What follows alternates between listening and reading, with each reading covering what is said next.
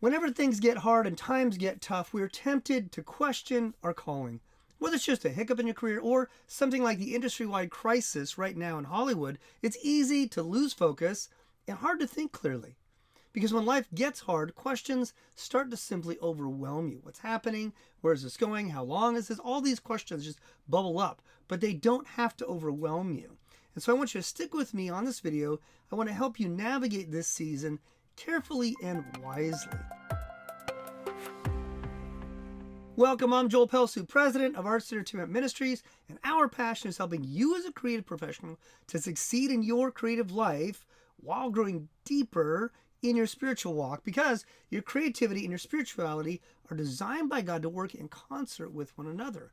Our passion is helping you do that. If that's your passion, is integrating those things, take a second, hit the like and subscribe button for our channel, and click on that bell so you get all the notifications every time we release new content. Oh, and before we jump in, I want to let you know we have an online course just for you about your calling as an artist or as a creative professional. We have a free masterclass to give you a little taste of what that's like.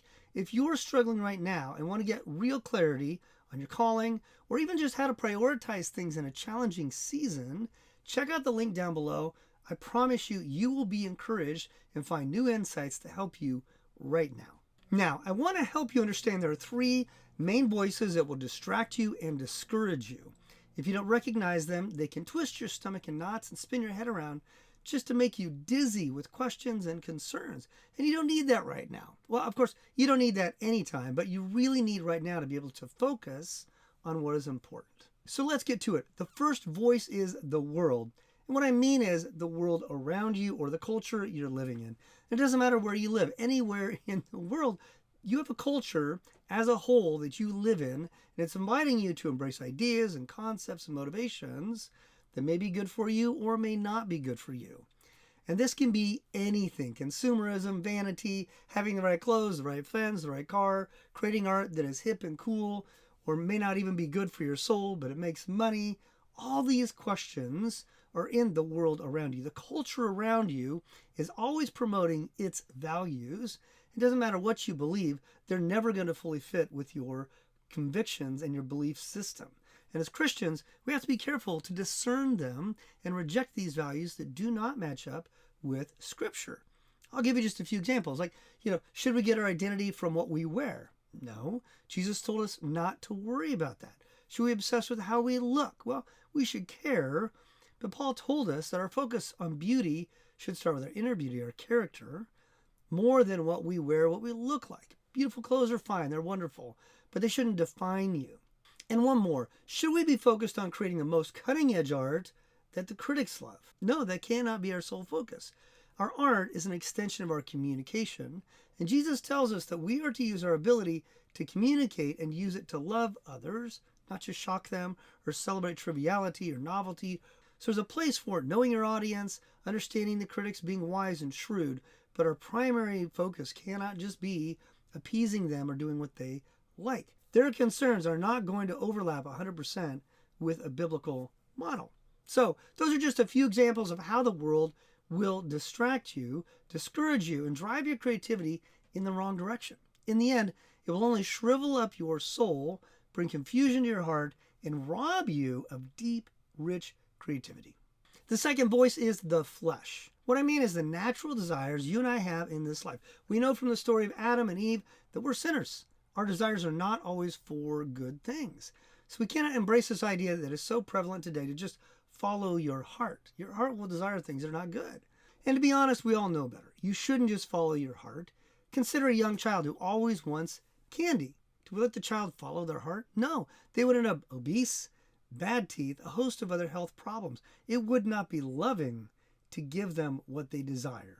And this principle can be applied to any desire, of course. So when we think about the flesh, we think about our desires and the need for us to have discernment and self-control, not to be overcome by these desires that we have failed to put in their place and stay focused. Jeremiah has warned us that the heart is deceitful above all things. So trusting your heart is a recipe for disaster. So don't just trust your heart and go with what you feel or what you desire. That is a dangerous, dangerous path. The third voice is the devil. And what I mean is the lies the devil is telling you. Often you don't encounter the devil directly, but there are lies in the culture, lies he's speaking to you. And sure, some people are drawn into the occult, the occultic, demonic practices, the satanic church, and that is very dangerous. It's dangerous for your soul, forbidden by God, and should be opposed completely. But most of the time, that's not our temptation. Most of us are not tempted by the occult and trying to engage demonic spirits. No, for most of us, it's very subtle. We may listen to the lies of the devil that God doesn't really care if you obey his word or not. It's not that big a deal. The devil may tempt you to compromise on your convictions in order to get ahead in your industry or creative field. Well, if I'm going to have the influence God wants me to, I'm going to have to compromise. And so you justify sin, the ends justifies the means, which is not a biblical model, and you start telling yourself lies. You listen to the lies of the enemy, and it leads you down a dangerous path.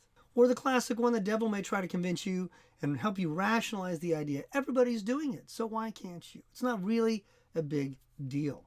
Now, the Bible tells us that Satan is like a lion, roaming around, seeking whom he may devour.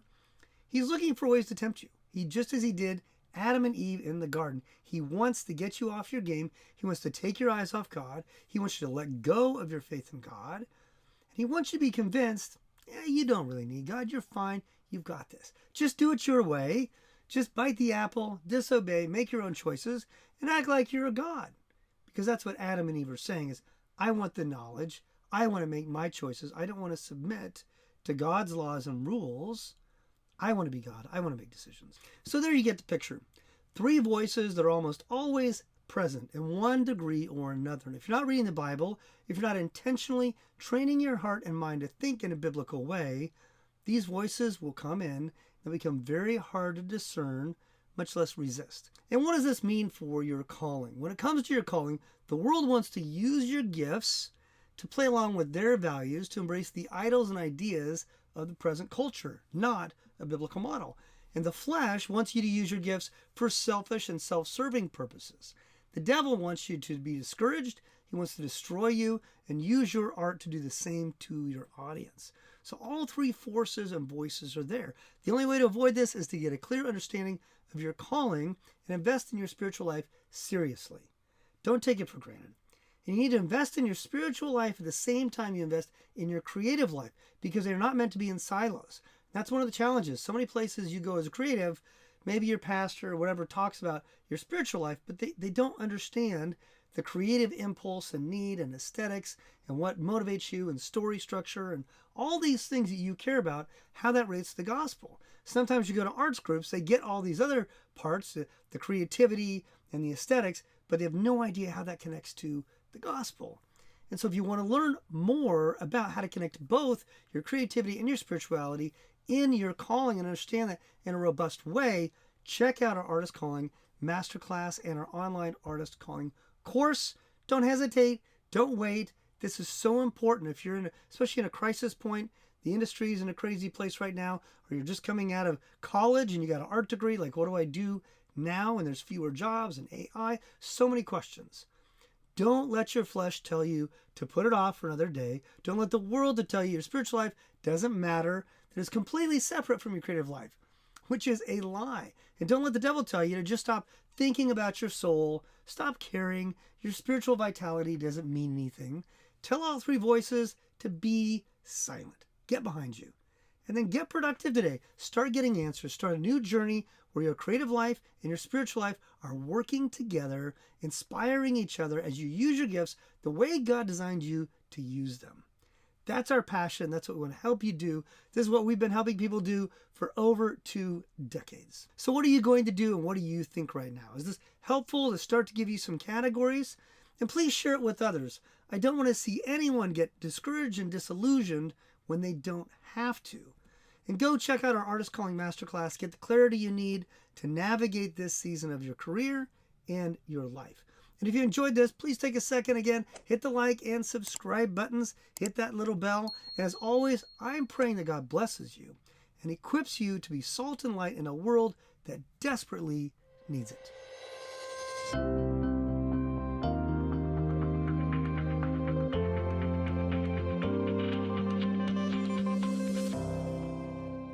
Check out another one of our videos right here.